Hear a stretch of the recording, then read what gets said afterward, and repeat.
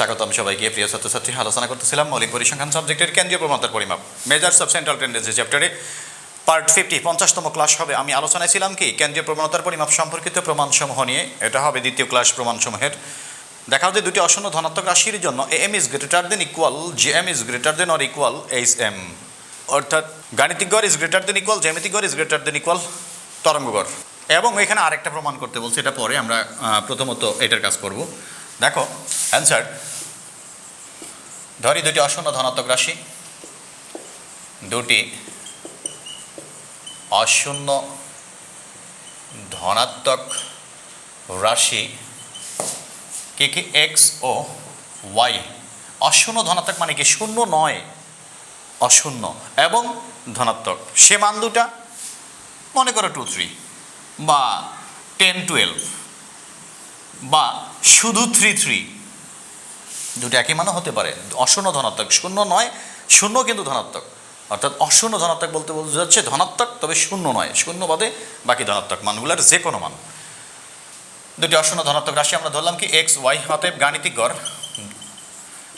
গাণিতিক গড় এখানে এ এম আছে, গাণিতিক গড় arithmetic mean A M equal, দুইটা মান যেহেতু ওই দুইটা মান যোগ করে 2 দ্বারা ভাগ করলে কি পাবো আমরা? গাণিতিক গড় পাবো। আবার জ্যামিতিক গড় বা গুণিতক গড়, জ্যামিতিক বা গুণিতক জিওমেট্রিক মিন ইজ ইকুয়াল, দুইটা মানের গুণফলকে 2তম মূল বর্গমূল। যদি 3টা মান থাকতো, 3টা মানের গুণফলকে এখানে কিউব রুট হইতো, 3 হইতো। কোনো তত্ত্বসারিতে যে মানগুলো দেওয়া থাকে সেই মানগুলোর গুণফলকে তততম মূল করে, যতটা মান আছে তততম মূল করে যে মান পাওয়া যায় সেটাকে বলা হয় কি জ্যামিতিক গড় বা গুণিতক গড়। এবং আর কি আছে এখানে? তরঙ্গ গড়ের প্রসঙ্গ আছে। তরঙ্গ গড় harmonic mean equal 2/1/x plus 1/y। তত্ত্বসারিতে যে মানগুলো দেয়া থাকে সে মানগুলোর বিপরীত মান, এটা নিচে নাই মানে কি আছে 1, উল্টা দাও, বিপরীত মান হবে। এই বিপরীত মানের আবার গড় বের করতে হবে। বার করলাম গড়, বিপরীত মানের গড় বার করলাম, এটাকে আবার বিপরীত করতে হবে, অর্থাৎ হরটা যাবে উপরে আর লব আসবে নিচে। এটি হচ্ছে তরঙ্গ গড়ের সংজ্ঞা। কোনো তত্ত্বসারিতে যে মানগুলো দেওয়া থাকে সে মানগুলোর বিপরীত মানের গড়ের বিপরীত মানকে বলা হয় কি হারমোনিক মিন, তরঙ্গ গড়। খেয়াল করো আমরা কি কি পাইলাম, এদিকে আমি লিখে রাখতেছি, এই পাশটা আমি মুছে ফেলবো। M is equal x plus y by 2, GM is equal কি স্কোয়ার রুট এক্স ওয়াই, এবং harmonic mean H M is equal 2/1/x plus 1/y। এটা তোমরা উঠাই ফেলবা। এরপরের অংশ আসবে। দেখো আমরা জানি যে দুটি ধনাত্মক রাশির বিয়োগ ফলের বর্গ কখনো ঋণাত্মক হতে পারে না। দুইটা ধনাত্মক রাশি, মনে করো দুইটা ধনাত্মক মান 2 3, তাহলে 2 - 3 বিয়োগ করলাম এবং এটাকে যদি আমি বর্গ করি তাহলে -1 এর উপরে স্কোয়ার মানে কি +1, অর্থাৎ এটা কি ঋণাত্মক? নো। আবার যদি একই মানও হয়, দুইটা ধনাত্মক রাশি একই মান হয়, 3 একটা আর একটা মান 3, এটাও যদি বিয়োগ করে বর্গ করি 0 এর উপরে স্কোয়ার মানে কি 0, ঋণাত্মক কিন্তু নয়। দুইটা ধনাত্মক রাশির বিয়োগ ফলের বর্গ কখনো ঋণাত্মক হতে পারে না। আমরা জানি। যে পর্যন্ত আসছিলাম তারপরের অংশ, দুটি ধনাত্মক রাশির বিয়োগ ফলের বর্গ কখনো ঋণাত্মক হতে পারে না, ঋণাত্মক হতে পারে না। অতএব কি দাঁড়াচ্ছে এখানে? অর্থাৎ আমাদের মান দুটো কি ছিল? ধনাত্মক মান দুটো ছিল এক্স একটা আর একটা ওয়াই। এই দুইটা মানের বিয়োগ ফলের বর্গ অবশ্যই 0-র সমান বা 0-র থেকে বেশি হবে। X minus y all square greater than or equal 0। খেয়াল করো, এটা এ মাইনাস বি অল স্কোয়ারের সূত্রে পড়েছে, তাহলে কি হবে? A plus B all square minus 4ab is greater than or equal 0। তোমরা পড়েছিলা স্কুল লাইফে A minus B all square equal A plus B all square minus 4ab, এই সূত্রটা এখানে অ্যাপ্লাই হয়েছে। আবার দেখো, X plus Y all square is greater than or equal, এটাকে যদি আমি ডান পাশে নিয়ে যাই মাইনাসটা প্লাস হয়ে যাবে 4xy, বা X plus Y all square 4টাকে বামে নিয়ে আসলে কি হবে? নিচে ভাগ হয়ে যাবে, গ্রেটার দেন অর ইকুয়াল কি থাকলো? শুধু এক্স ওয়াই। এখন বোথ সাইড আমি বর্গমূল করি, x plus Y all square by 4 greater than or equal square root x y. এরপরের অংশ দেখো, রুটটা যদি আমি ভাঙাই দিই উপরে এবং নিচে, x plus Y all square by square root 4 is greater than or equal square root x y. কি দাঁড়াচ্ছে? স্কোয়ার রুট উঠে যাবে, শুধুমাত্র এক্স প্লাস ওয়াই থাকবে। আর রুট 4 স্কোয়ার রুট 4 মানে কি 2 greater than or equal square root x y. দেখো এটাকে আমরা কি বলেছিলাম? A M, x plus y ভাগ 2 মানে কি A M, x plus y ভাগ 2 হচ্ছে A M is greater than or equal, এটা কি G M root x y equal কি জি এম। মনে করো এটাকে আমি ইকুয়েশন 1 বলে রাখলাম, কাজে লাগবে আমাদের পরবর্তীতে। এদিকে কোথাও টুকে রাখে আমি অংশটা মুছে দিচ্ছি। কি পাইলাম আমরা? 1 নম্বরটা A M is greater than or equal G M, equation number 1। এটা এমনি আমি টুকে রাখলাম আমার সুবিধার্থে, বোঝাতে সুবিধা হবে। এরপরে আবার উঠায় ফেলবা তোমরা, লিখতে পারো আবার, যেহেতু কি জানলাম আমরা x minus y all square is greater than or equal 0, 0 সমান বা 0-এর বেশি। একটু আগে আমরা বলেছিলাম যে দুইটা ধনাত্মক রাশি বিয়োগফলের বর্গ কখনো ঋণাত্মক হতে পারে না, অর্থাৎ 0 সমান বা 0 থেকে বেশি হবে। তো অবশ্যই এই দুইটা মানের বিপরীত মানের নিচে নাই মানে কি আছে 1, এই দুইটা মানের বিপরীত মানের এটা নিচে নাই মানে কি আছে 1, অর্থাৎ উল্টায় দেওয়া মানে কি বিপরীত মানের বিয়োগফলের বর্গ কখনো ঋণাত্মক হতে পারে না। 2, 3 আমি তোমাদেরকে এইভাবে দেখাইছিলাম। 1/2 এটা নিচে নাই মানে কি আছে 1, অর্থাৎ বিপরীত করলাম, মাইনাস এটা নিচের কি 1টা উপরে রাখলাম, 3টা নিচে নিয়ে আসলাম। এই দুইটা মানের 2 এবং 3 এর বিপরীত মানের বিয়োগফলের বর্গ কখনো ঋণাত্মক হতে পারে না, অবশ্যই 0-এর সমান বা 0 থেকে বেশি হবে। তো খেয়াল করো, এটা আমরা কি বলতে পারি? এ মাইনাস বি অল স্কোয়ার। একটু আগে যে সূত্রটা আপনি অ্যাপ্লাই করেছিলাম, এখানে ওই সূত্রটা অ্যাপ্লাই করতে পারবো। X 1/x minus 1/y, 1/x টা এ, এটা হলো B, A minus B all square plus A plus B all square minus 4ab, 4 into 1/x into 1/y is greater than or equal 0। A minus B all square is greater than or equal 0। A minus B all square সূত্র কি? A plus B all square minus 4ab। তাহলে দেখো 1/x plus 1/y all square minus 4টাকে উপরে তুলে দাও, x Y গুণ অবস্থা আছে, নিচে গুণ অবস্থায় রেখে দিলাম, is greater than or equal 0। তো এটাকে আমি ডানে নিয়ে যাব। দেখো 1/x plus 1/y all square is greater than or equal, এর পাশে গেলে কি হবে? মাইনাসটা প্লাস হয়ে যাবে, 4/xy, 4/xy। জাস্ট এটাকে আমি ডান পাশে নিয়ে গেছি, মাইনাসটা প্লাস হয়ে গেছে। এখন আমি বোথ সাইড বর্গমূল করতে পারি। দেখো উভয় পাশে বর্গমূল করে পাই, বা বর্গমূল করে পাই। 1/x 1/y all square is greater than or equal 4/xy square root বর্গমূল। উপরে অংশটা মুছে দিচ্ছি, উঠে ফেলবা।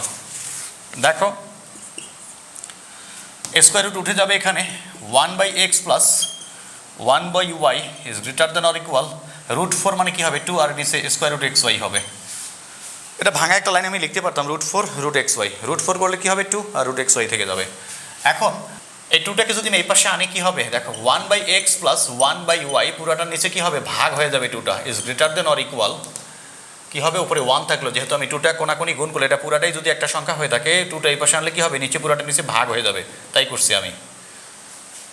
Is greater than or equal কি থাকলো? উপরে তো 1xy স্কোয়ার রুট।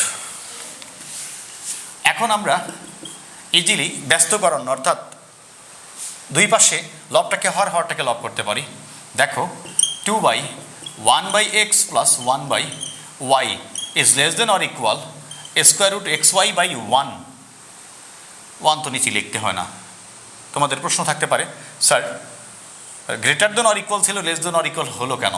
মনোযোগ সহকারে খেয়াল করো। অসমতা সমীকরণের কিছু বৈশিষ্ট্য বা শর্ত দেওয়া আছে, সেই শর্তগুলো তোমরা সমীকরণ অধ্যায় গিয়ে একটু দেখে নিবা ম্যাথমেটিক্যাল টার্মে। অসমতা সমীকরণের উভয় পাশে যদি বিপরীতকরণ করা হয়, লবটাকে হর উভয় পাশে বা হরটাকে লবে আনা হয়, অর্থাৎ ব্যস্তকরণ বা বিপরীতকরণ করা হয়, তাহলে মাঝে যে চিহ্ন থাকে গ্রেটার দেন থাকলে লেস দেন হবে, লেস দেন থাকলে গ্রেটার দেন হবে। ওই বৈশিষ্ট্য অনুযায়ী আমি কাজটা করেছি। এরপরে দেখো, আচ্ছা এটার থেকে এটা বড়, এটা কি হারমোনিক মিন এইচ এম খেয়াল করে দেখো, harmonic mean is less than or equal, এটা কি জিওমেট্রিক মিন, মাঝেরটা ফলো করো। দেখো হারমোনিক মিনের থেকে কি বলছে, less than or equal geometric মিন।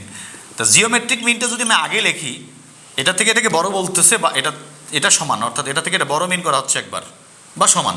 তা যদি আমি জিএমটা আগে লিখি তাহলে অবশ্যই কী লিখতে হবে, হারমোনিক মিনের থেকে যেহেতু জিওমেট্রিক মিনটাকে বড় বলা হচ্ছে বা সমান বলা হচ্ছে, তাহলে জিওমেট্রিক মিন যদি আমি আগে লিখি তাহলে এই লেস দেনটা কী লিখতে হবে, গ্রেটার দেন লিখতে হবে। তাহলে হারমোনিক মিনের থেকে জিওমেট্রিক মিনটাকে বড় দেখাবে। জাস্ট এটা সামনে লিখলাম আর পিছনে লিখলাম, লেস দেনটা কী হলো, গ্রেটার দেন হয়ে গেল। এটা হচ্ছে ইকুয়েশন 2। এখন দেখো আমরা যদি 1 নম্বর ইকুয়েশন আর 2 নম্বর ইকুয়েশন মিলাই দেই, 1 নম্বর ইকুয়েশন কি আছে খেয়াল করো, M is greater than or equal GM, ওটা আগে মনে করো আমি লিখি 1 ও 2 নং হতে পাই। এখন আমরা লিখব, এখন 1 ও 2 নং সমীকরণ একত্রিত করে পাই। 1 নম্বর ইকুয়েশন কি বলেছে খেয়াল করো, M is greater than or equal GM, 1 নম্বরটা আমি উঠাইলাম। আর 2 নম্বরটা কি বলেছে, GM is greater than or equal H M, আগে জিএম লিখতে হবে, এটা রেখে ধরলাম, মনে করো আমি জিএম লিখে ফেললাম, তাহলে কি greater than or equal H M লিখতে হবে, greater than or equal H M. আশা করি তোমরা অনেক ভালো করেই বুঝতে পারছো, সমস্যা হওয়ার কথা নয়, অনেক মজা করে আমরা শিখেছি। এটাই তো আমাদেরকে প্রমাণ করতে বলছে, বা শোড দেখাও যে বলছে, এই জন্য আমি শোড লিখলাম। প্রথম অংশটা আমাদের হয়ে গেছে। এখানে যে কোশ্চেনটা ছিল আমাদের কি, প্রমাণ করো যে বা দেখাও যে M is greater than equal GM is greater than equal H M. আশা করি এই অংশটা তোমরা ক্লিয়ারলি বুঝতে পারছো ডিয়ার স্টুডেন্টস। এরপরে আরেকটা বাড়তি অংশ এখানে দেওয়া আছে, এবং এটা আমরা করে দেখি কি অবস্থা দাঁড়ায়। আমি মুছে দিচ্ছি এগুলো। দেখো এবং অংশটা কি দেখাচ্ছে, এবং M into H M equal GM, bracket দিয়ে স্কয়ার দিতে পারো বা একটা স্কয়ার দিলে হবে, ব্র্যাকেট না দিও।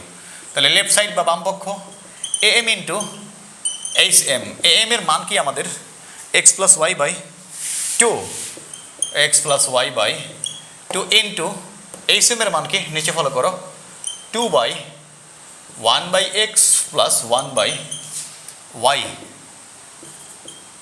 2 উঠে যাবে, এক্স প্লাস ওয়াই বাই কি হচ্ছে 1 by x plus 1 by y, x plus y by x y যদি আমি লিখি, নিচের অংশটাকে আমি লসাগু করবো, তাহলে কি ওয়াই প্লাস এক্স হবে ইকুয়াল, ইকুয়ালের পরে ইকুয়াল দিচ্ছি আমি। খেয়াল করো এটা হলো ইকুয়াল, এটা হলো মেইন ডিভাইড, এটা হলো উপরের অংশ, এটা হলো নিচের অংশ। তাহলে এক্স প্লাস ওয়াই আমি লিখলাম, উপরেটা লিখলাম, আর এই ভাগটাকে যদি আমি গুণ করে দেই নিচেরটা উল্টে যাবে, x y by y plus x, আর এক্স প্লাস ওয়াই তো একই কথা, আমি সাদায় লিখছি এক্স প্লাস ওয়াই, অর্থাৎ নিচেরটা উপরে গেছে আর উপরেরটা নিচে আসছে, কিন্তু এখানে কি আছে ওয়াই প্লাস এক্স, আমি এক্স প্লাস ওয়াই জাস্ট সাজায় নিছি।